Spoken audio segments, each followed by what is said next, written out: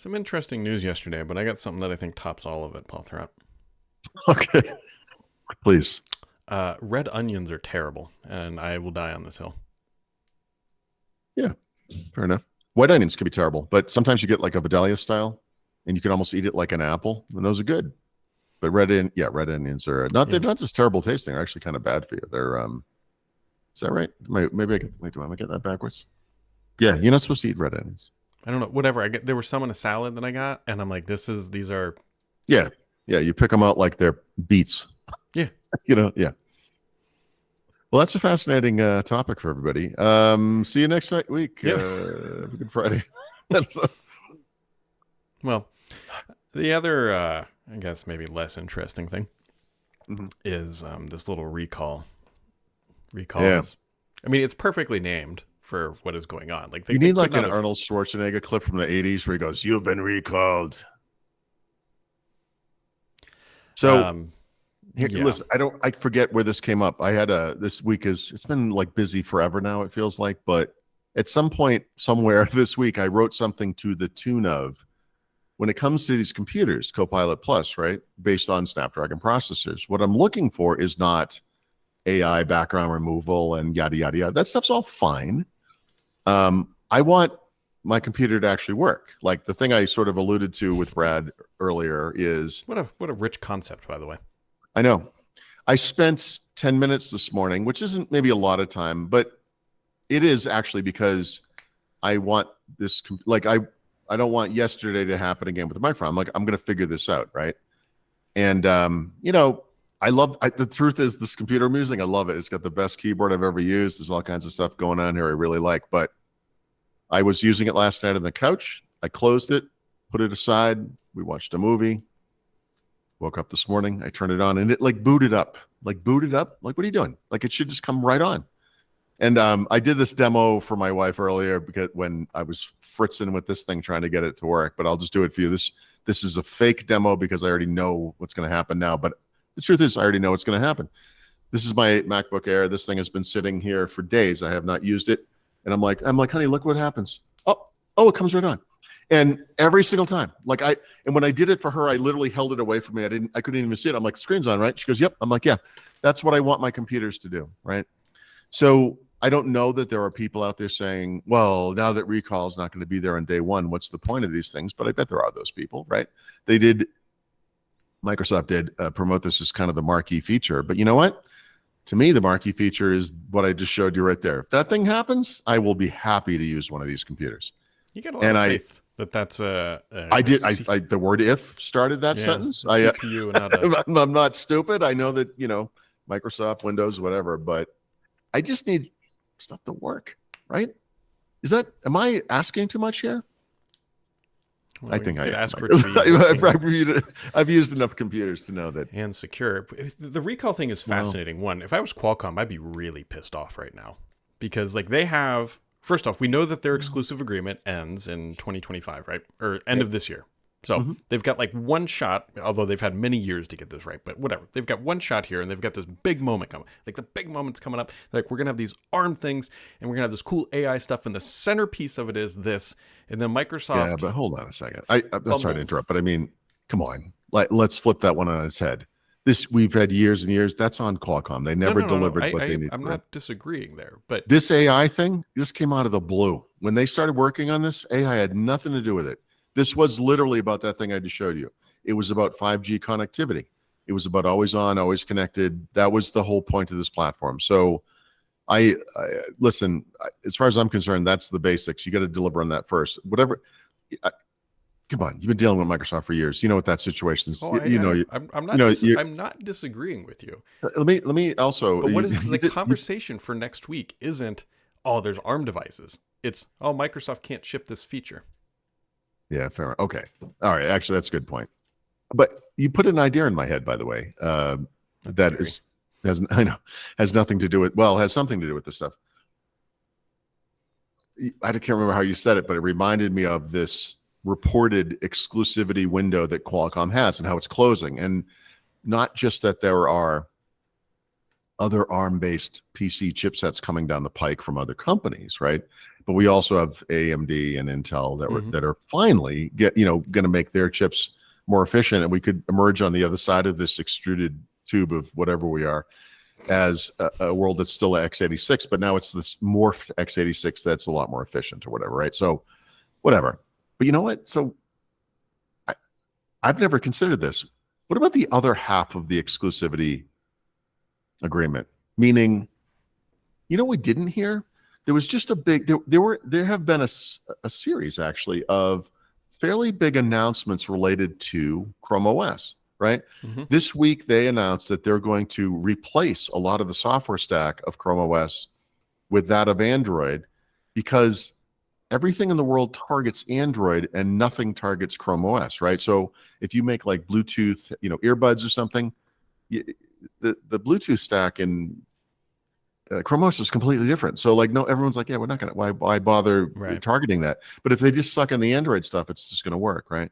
So anyway, there's more, but there were new Chromebook Plus devices were announced recently. Computex came and went. You know what we didn't hear though? Was Snapdragon X Chromebooks, right? You're right. And I mean, it's not as big of a deal maybe, but we kind of focus on Qualcomm being exclusive on the ARM chipset side for Windows. But what about Windows being exclusive to that chipset for some time frame as well? They have talked about it running on Linux. Like they've actually done that work, but you'll notice there are no there's no Linux laptop occurring on Tuesday. I wonder if there's another side of that equation, right? Like Microsoft's like, yeah, look, we know there are going to be Chromebooks based on this thing. We would like that not to happen until we have our little moment in the sun, like the other side of that coin, if you will. That's maybe possible. Maybe. I don't know. I wonder if those Chromebooks will have recall. That would be hilarious in some capacity. Oh, God. It really would. Listen, I'm just excited Microsoft has finally taken the bold step of actually testing software. It's a... Well, it requires courage. Here's the thing that I don't understand.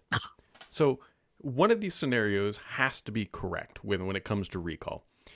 Either it was designed with these security limitations, we'll call them, in place, and what they shipped and what they got roasted for. Either it was designed as that, or it was designed better, but management said, you got to ship, make the shortcuts, whatever you got to do to get it out the door. And so like one of those two scenarios probably has to be true, and we don't know which one. I'm kind of limited here in what I can say, but based on what I know that I can't really discuss publicly, and based on what we do know publicly, I will suggest that the publicity over this thing is so bad that there was going to be this last minute shift of some kind, right? And that Tuesday's happening. There are PCs in boxes, and it's like, how do we address this? There's going to be a day one update. There just is, right? And the assumption so far has been that day one update will include this improved version of Copilot that will not have the opt-out experience. It will have the opt-in experience. So we've assumed they've been scrambling to do this. People have written that, but that's not true. That they've just stripped this thing out of there. I actually think the hard part of the work is more about, let's make sure there is few vestiges of this technology in there as possible, right? That you bring the computer up, it does the looking for updates thing, and then you go through Ubi, whatever. This should have, look, they shipped the current version of OneDrive in Windows 11 without even announcing it was ever going to happen. It just happened one day, and then it happened sporadically, and it took like a year and a half for it actually to fully unload or what do you call it, like roll out. There have been other minor features every month where you're like, oh, here's a new feature in Windows 11 on a cumulative update. This never went through the insider program. I've complained about that. A feature the scale of recall not being tested at all outside of Microsoft? Are you kidding me? It's a tough one because you can't test it adequately on non-Copilot Plus PCs, right? I guess that's part of the problem, but I don't know. It just seems irresponsible. It's too big not to have been tested. It's my, So they should never have relied on. Look, they could. Apple just Apple's a good framing for this. Apple just had a WWDC. They announced all this stuff. They came under none of the criticism that Microsoft did, which is a rather amazing commentary on us, honestly. Because the thing they announced, this Apple Intelligence thing, is just like Recall, but it also goes to the cloud. And they're like, oh, don't worry, independent security experts can analyze it. It's going to be fine. And everyone's like, oh my God, yes. Oh, yes. And we don't even question that we don't even know what that means, But there's that aspect to it. But the truth is, if you look at how they're rolling this stuff out, because they've been very kind of quiet about it, but people are starting to say this, like, here's the stuff that will be in 18.1 for the iOS, or, here's the stuff that will be further out. Most of the biggest stuff they announced is out there. And that should have been, Microsoft can't help itself. Like, they should have done that with this stuff. There's some finite list of features that are unique to Copilot Plus. Yep. And they should have said, like, Recall is like, this is the big one. It's the mother load. They should have said, we will deliver this by the end of 2024, or whatever the time frame is. And then they could have highlighted all of the third-party stuff. Yeah. The video editors, the audio editors, the whatever they are, the photo editors, all the stuff that hits the MPU. And that's why you buy this thing. Because let's face it, no one's actually buying a computer because what's in Windows. Right? They're buying it to run the apps that they need. And that should have been the focus. That's the strength of Windows. I would even qualify it further than that, especially on the consumer side. They're buying it based on the price and more. Yeah. Well, and by the way, that's something that this has not gotten enough press. And I fall into this, Joe. This is my fault.